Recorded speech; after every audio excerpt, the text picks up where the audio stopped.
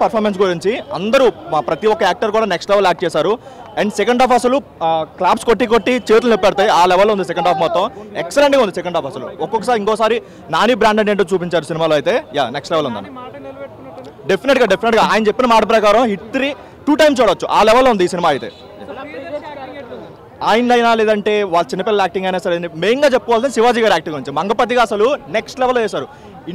తెలుగులో ఎవరైనా కంబ్యాక్ గురించి మాట్లాడుకోవాలంటే ఫస్ట్ దీని గురించి మాట్లాడుకోవాలి. ఆ లెవెల్ యాక్ట్ చేశాడు. ఫస్ట్ ఆఫ్ ఆల్ అయితే చూసేటప్పుడు భయం వేస్తుంది, అరే ఈయన ఇట్లా యాక్ట్ చేస్తానని చెప్పి భయం వేస్తుంది. ఆ లెవెల్ యాక్ట్ చేశాడు. నెక్స్ట్ లెవెల్ ఉందన్న. డైరెక్షన్ చాలా బాగుంది. మెయిన్గా ఏంటంటే రైటింగ్ అన్న. సో ఎక్కడ కూడా ఒక బోర్ కొట్టకుండా సెకండ్ హాఫ్ మొత్తం రైటింగ్ అసలు పీక్స్ ఆడేశారు. మొత్తం ప్రెడిక్టబుల్ అనిపించినా సరే రైటింగ్ నెక్స్ట్ లెవెల్ రైటింగ్, అది నెక్స్ట్ లెవెల్ ఉంది.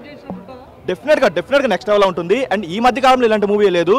మేబీ నాని గారు ఈ మూవీ కోసం ఏమో జై భీమ్కి బాగా హట్ అయ్యారు. ఈ మూవీ కాన్సెప్ట్ మైండ్లో పెట్టుకుని హట్ అయ్యారు. మేబీ నేషనల్ అవార్డ్ కంటెంట్ వచ్చేంత ఇదైతే ఉంది. సెకండ్ హాఫ్లో అయితే చాలా బాగా రాసుకున్నారు. అంటే ఏంటంటే ప్రతి ఒక్కరికి చదువుపోయినా ప్రతి ఒక్కరికి లా అనేది తెలియాలి. సో లా తెలిస్తే ఎలా బయట ఎలా బిహేవ్ చేయాలి, లేదంటే ఒక తప్పు చేస్తే ఎలా మన మీద శిక్ష పడుతుంది అనేది తెలుస్తుంది. సో ప్రతి ఒక్కరు ఈ సినిమా చూడాలన్న. సో ఒక మంచి సోషల్ మెసేజ్ అవుతుంది సినిమాలో. 100%. ఎందుకంటే చాలా మందికి లా తెలియదు. సో వాళ్ళు తెలుసుకుంటే మేబీ ఒక చిన్న పిల్లాడైనా ఒక ఇంటర్ డిగ్రీ చదువుకో పిల్లాడంటే ఒక బయటికి వెళ్ళి ఒక అమ్మాయిని టీచ్ చేయడం వాడికి తెలియదు. ఇన్ కేసు నేను దొరికిపోతే నాకు ఎలా శిక్ష పడుతుందని వాడికి తెలియదు. ఇన్ కేసు తెలిస్తే అలాంటి తప్పులు జరగవు. సో వాళ్ళు ఏంటంటే చిన్నప్పటి నుంచి స్కూల్లో వాటిలో కూడా ఇలాంటి రాసుకుని ఇంకొంచెం బాగా ఎక్స్ప్లెయిన్ చేస్తే ప్రతి ఒక్కరు తెలుసుకుంటారు. అండ్ వాళ్ళు కూడా తప్పులు చేయకుండా ఉంటారు. సెకండ్ హాఫ్ చాలా బాగుందన్న. సెకండ్ హాఫ్ ప్రతి సీన్ అసలు ఎవ్రీ 5 minutes ఒకసారి క్లాప్స్ కొట్టే సీన్స్ అయితే పడ్డాయి. జనరల్గా ఒక మాస్ సీన్స్కి మనం విజల్ వేస్తాం, క్లాప్స్ కొడతాం. అలాంటి మాస్ సీన్ కంటే ఎక్కువ లెవెల్లో క్లాప్స్ కొట్టే విజల్ కొట్టే సీన్స్ అయితే కోర్టులో చాలా ఉన్నాయి. డెఫినెట్గా గుర్తొస్తాయి. వాళ్ళు చేసిన తప్పులు గుర్తొస్తాయి. ఇన్ కేసు వాళ్ళు దొరికిపోయి ఉంటే అరే మా సిచ్యువేషన్ ఏంటి అన్న ఇదైతే గుర్తొస్తుంది అన్న.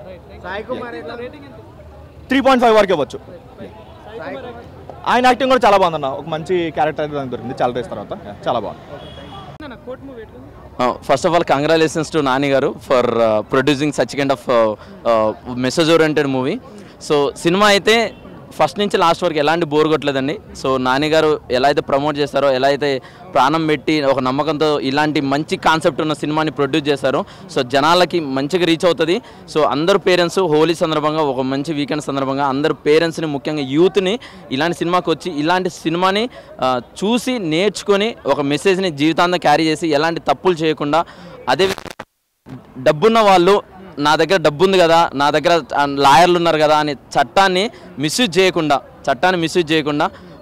అందరూ అరే ఈ తప్పు ఇలా చేస్తే ఇన్ని చట్టాలు ఉంటాయా, నేను నా జీవితం బలవుతుందని ప్రతి ఒక్క యూత్ తెలుసుకొని కొద్దిగా జాగ్రత్త పడుతూ జీవితాన్ని తల్లిదండ్రులతో సంతోషంగా ఉండాల్సిందని కోరుతున్నాను.